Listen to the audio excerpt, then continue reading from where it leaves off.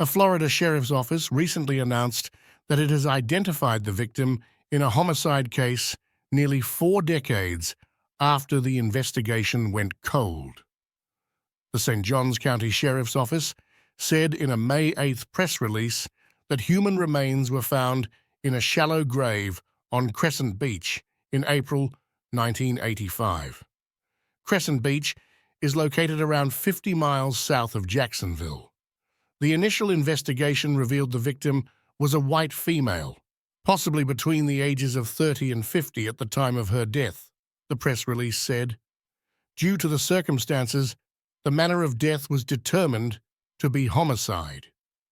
After years of efforts to advance the case, the remains were sent to Othram, a private forensics lab, in 2023. Leads were developed, and investigators visited potential relatives and collected samples. The remains were identified as Mary Alice Pultz in January 2024.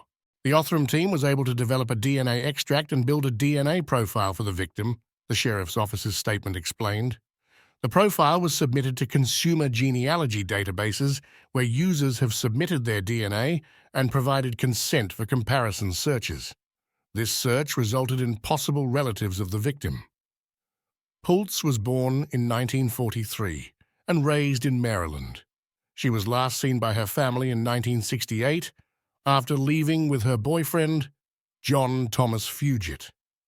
Due to the times, communication was not great, Sergeant Gene Tolbert said in an interview.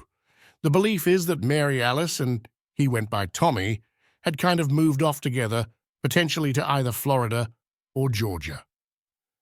Investigators discovered that Pultz had burr holes in her skull, which showed she underwent brain surgery after 1968. Authorities believe she was involved in some type of event that caused the traumatic injury and would have required hospitalization.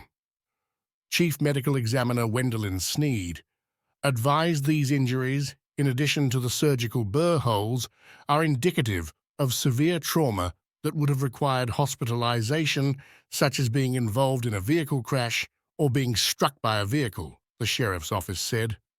Additionally, Dr. Sneed discovered evidence of an abscess in the upper gum line of the skull that would have caused discomfort and pain.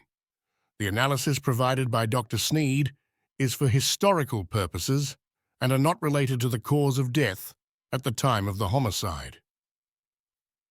Fugit is still considered a person of interest in the case. He has since died.